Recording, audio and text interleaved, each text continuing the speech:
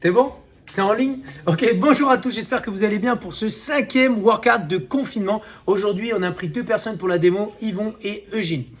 Aujourd'hui, vous allez avoir 2 blocs. Le premier bloc, ça va être plutôt un travail orienté sur la gymnastique, le headstand. Et enfin, le deuxième bloc sera plutôt orienté sur la douleur. Donc le premier bloc, on va regarder à présent différentes options pour travailler le headstand.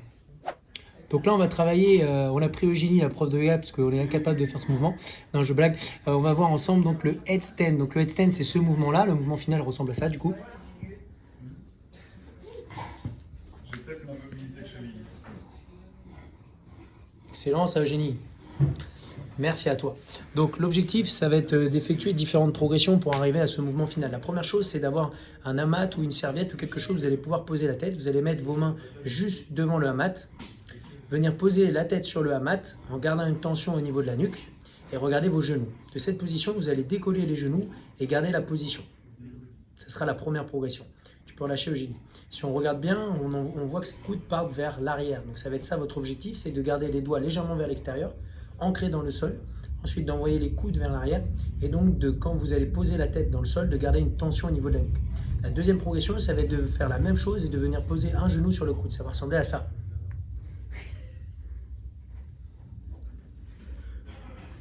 Ok, une fois, vous pouvez passer par une étape de 1 plus 1. Si vous faites directement les deux comme Eugénie, il n'y a pas de souci. Et ensuite, vous revenez au sol. Votre but, ça va être donc de mettre 3 points d'appui, les 2 mains et enfin la tête. Et ensuite, de poser donc votre genou au niveau des coudes. Ensuite, vous allez faire la même chose et vous allez commencer à travailler un petit peu plus l'équilibre. Du coup, vous allez devoir fixer un point au loin pour pouvoir dérouler votre bassin dans un second temps. Ça va ressembler à ça.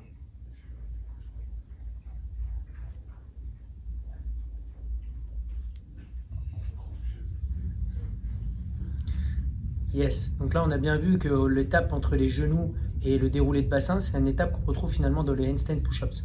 Donc là votre but c'est de le faire au ralenti, n'allez pas trop vite, prenez vraiment votre temps. Si vous arrivez à comprendre cette étape de déroulé de bassin, vous allez être beaucoup plus à l'aise ensuite pour pouvoir faire le mouvement final. Donc la dernière étape, ça va être de faire le mouvement complet. Donc on pose les mains, on pose la tête, on déroule son bassin. On vient ramener un genou sur le coude, un genou sur le coude, plus précisément triceps. On déroule le bassin, stop, on stabilise et là on vient étendre ses jambes vers le plafond l'une après l'autre. Là, votre but, ça va être de verrouiller vos 2 jambes et de rester dans cette position. La deuxième partie, ça va être orienté sur un travail de max effort à la minute. Donc votre but, c'est pendant 1 minute faire un maximum d'efforts sur 2 exercices qu'on va regarder et ensuite d'introduire 1 minute de repos et de répéter ça sur 5 tours. Donc, l'objectif, ça va être de faire le thruster. On a pris Yvon avec sa plus belle veste pour faire la démonstration des thrusters. Le thruster ressemble donc à ça.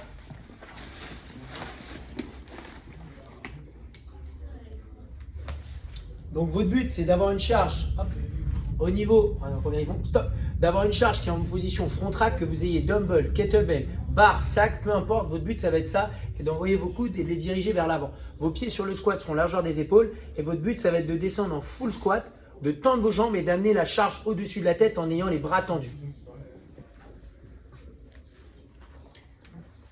Essayez d'avoir une charge, tu peux relâcher Yvon, merci beaucoup. Essayez d'avoir une charge qui vous permette de faire au moins dans la minute entre 10, voire 15, voire 20 répétitions.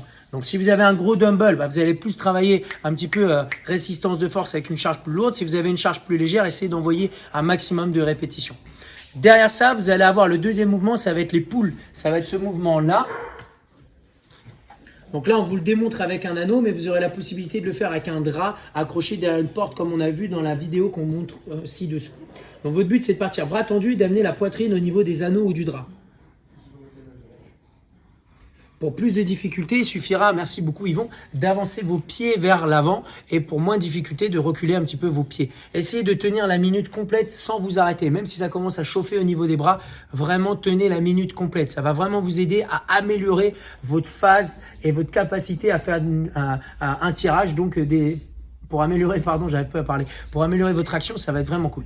En échauffement, on fait un échauffement un peu type boxe. J'exagère un petit peu, mais votre but aujourd'hui, ça va être de prendre la corde à sauter et de faire 5 minutes de corde à sauter. Si vous ne pouvez pas faire de la corde à sauter, vous pourrez faire des Samson dynamiques, c'est ce mouvement-là. Donc en planche, et on vient amener le pied droit à côté de la main droite, le pied gauche à côté de la main gauche. Donc vous en ferez forcément pas pendant 5 minutes, vous ferez 30 secondes, un petit peu de repos et vous recommencerez ça sur 5 cycles. Sinon, l'idée, ça va être de travailler la corde, faire des simples et chercher à déplacer un petit peu les pieds dans tous les sens. Voilà, c'est ça. Après, on peut mettre un petit peu plus le poids de corps sur une jambe, un peu plus le poids de corps sur une autre jambe et partir un petit peu sur des cycles où on va un petit peu à gauche, à droite, de lever les genoux, peut-être faire talon-fesse, d'avoir une variété dans les différents mouvements qu'on va travailler.